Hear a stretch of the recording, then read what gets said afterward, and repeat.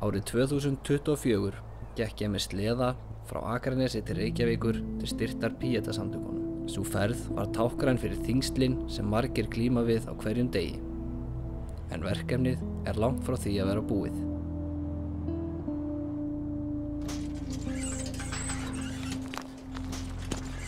Nú ætla ég að taka skrefið enn lengra. Ég mun leggja á stað frá Goðafossi 7. júlí og fara yfir Sprengisand á leið minni til Reykjavíkur. Það eru 100 kílómetra af óbyggðum, óútreiknanlegu veðri og krefjandi landslagi. Með mér verður 100 kíló af vagn sem ég mun draga á eftir mér sem táknum þá byrði sem of margir bera einir. Píeta-samtökin veita ómetanlegan stuðning fyrir þá sem eru í sárri þörf.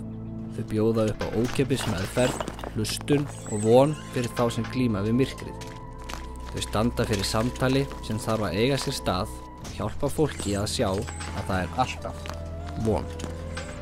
Ferðin verður kvikmynduð til að fanga hvert skref, hverja áskorun og þann innblástur sem felst í því að gefa af sér fyrir aðra. Markmiðið er að vekja athygli á mikilvægi Píeta og safna styrkjum til að þau geti haldið áfram að bjarga mannslíf. Ég geng ekki bara fyrir sjálfa mig, ég geng fyrir lífið, fyrir vonina og fyrir alla þá sem þurfa að finna ljós í myrkrinu.